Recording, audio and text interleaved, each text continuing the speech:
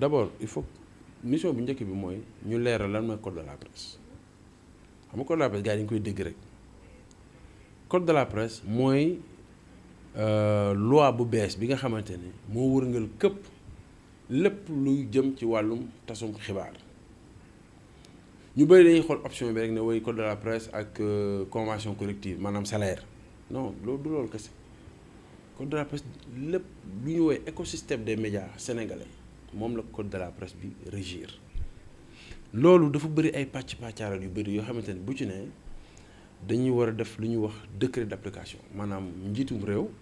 moo koy siife ne bon bu dee wàllum jot ci métier bi la maanaam bu dee wàllum profession bi ñu ne léegi pour nga nekk journaliste wala nga nekk caméraman wala nga nekk régisseur wala yaa xam métier bu mënti doon il faut nga am nangam ci diplôme wala nga am nangam ci expérience ñu ne bu dee wàllum créer benn média la il faut charte yi nañ teg ñu ne bu dee wàllum payoor gi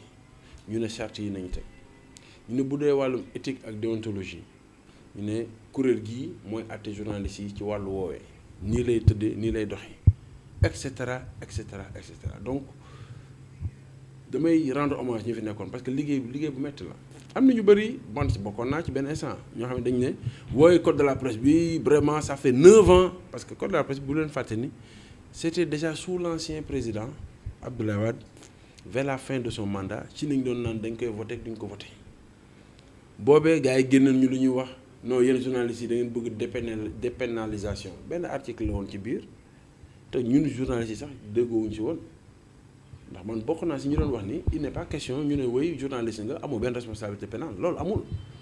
médecin bi faj bu juumee dañ koy topp si yoon policier bi garde nga xam ne moo yor suñu sécurité bu defee safaan dañ koy topp si yoon juge bi àtte sax bu defee safaan dañ koy topp si yoon donc mënuloo ne journaliste bi bu def diffamé wala mu def lu ko neex kenn du ko topp loolu amul ci benn réew d'autant plus que journaliste yi am nañ benn as doole ci ne bu ñu waxee ci yow day siiw yaa ngi dégg te bu siiwee ñi koy dégg yëpp xëy na bu ëllëgee bu amee démenti maanaam weddi xëy na ñi déggoon tey information bi duñ ko dégg suba donc responsabilité la laaj ñu nangu ko nag moo tax man par exemple dépénalisation d'accord ma ci mais ñoom loolu leen nañ taafantaloo woon ba yéexal code bi mais pendant ce temps des gens sont allés à la retraite 9 ans dafa bëri ñii seen liggéey ñii jóge nañ ci métier bi ñii faatu nañ ñii gën et cetera te ñooñu ñëpp bu fekkoon voté nañ code bi à temps xëy na am na ay bénéfices yoo xamante ne doon nañ ko am n'est-ce pas beneen bi mooy code bi donc waaw man sama mission donc mooy fësal code bi lal waxtaan yi war a laloo entre acteurs yi ko war a seq ñu d'accord ci ni ñu koy jëmmale à travers les décrets d'application bu ñu paree ñu dem waxtaan ak nguur gi ne leen nañ signé décret d'application bu ñu ko signé xayrul bu ñu ko signé wul nag ñun syndicat nañ am nañ nu ñuy doxalee nga xamante ne bu ñu ko poussé ñoom dinañ ko signé.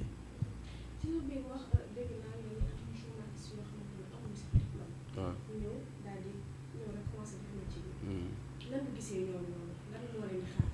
li leen di xaar mooy ñaari yëf rek moo mën a nekk benn bi mooy il faut que état bi aussi d'abord état bi il faut mu teg ay mesures transitoires li ñuy wax mesures transitoires mooy doo ñëw rek ne léegi bon pour nekk journaliste boo amul diplôme ISIC wala CICI wala ISEC doo nekk journaliste loolu mënul nekk ndax am na ñu bëri ñoo xamante ne ñu ngi ci métier bi fës nañ ci xarañ nañ ci ça aussi il faut que ñu dindi ko xam nga le complexe du diplôme man gëwuma ko am na ñoo xam ne ñu ngi ci biir métier bi defuñu école de formation mais def nañ la formation dans les rédactions ndax encadré nañ leen pendant des années am nañ léegi les attitudes nécessaires pour nekk journaliste wala pour nekk photographe wala pour nekk leneen d'ailleurs am na métier corps de métier yoo xamante ne sax jarul école bu fekkee dañuy waxante dëgg pratique la rek boo yàggee ci yow dina ñëw donc ñooñu code bi de toute façon prévoir na des mesures transitoires maanaam am na période boo xamante ne bu fekkee ni amuñu benn âge bi wala defuñu yenn temps yi ci rédaction yi dañoo war a dem jàngiwaat pour fësal li ñu am ci xarañte ñu fësal ko ci wàllum lijaasa n'est-ce pas code bi prévoir na ko def naa sur une période de 3 ans nañu wax également code bi dafa prévoir lu ñuy wax fonds d'appui à la presse moo xam ne mooy remplacer li ñuy woowee aide à la presse fonds d'appui boobu tamit dafa global dafa jël écosystème bi yëpp objectif bi mooy ci fonds d'appui boobu ñu mën a permettre jeunes yi surtout nga xam ne amuñu diplôme mais bëgg nañ métier bi ñu ngi ci yëngu ñu mën a dem def benn formation loolu mooy nekk sécurité journalistique mooy nekk sécurité ñëpp ñi liggéey ci wàllu média parce que tey bu fekkee amuloo diplôme amuloo lenn lu fësal ni jàng nga métier bi te convention collective bi ñu teg ay diplôme la jiital ci ban base nañ lay fayee loolu moo tax da ngay gis ay journalistes yoo xamante ne mais gars yi ay 50 000 lañ leen di fay ay 100 000 francs je veux dire ils sont dañu nekk à la merci des patrons qui peuvent leur proposer n'importe quel salaire te loolu tamit moo andi beneen phénomène bi muy phénomène u guerre ak phénomène u jox gars yi xaalis parce que ki nga xamante ni warluwaayam matul ci wàllu fu muy liggéeyee mais kooku dafay neex a ger mais bu fekkee ne fexe nañ ba lépp ñu structuré ko ñu war a am diplôme ñi amul diplôme te am expérience ñu valoriser expérience boobu mu remplacer diplôme parce que loolu aussi il faut mu leer am na ñoo xamante ne amuñu diplôme mais def na yenn nombre d'années yi kooku mënoo ko ne demal nga jàngi da ngay valoriser li mu defagum ci métier bi yaa ngi dégg mu remplacer diplôme ñu jox ko statut yaa ngi dégg donc il faut ku nekk xoolaat sa bopp xool lan mooy sa njëriñ parce que njëriñ li finalement mooy bu ma nekkee journaliste wala ma nekk leneen dama am sañ-sañ ndax damay liggéey dama war a fay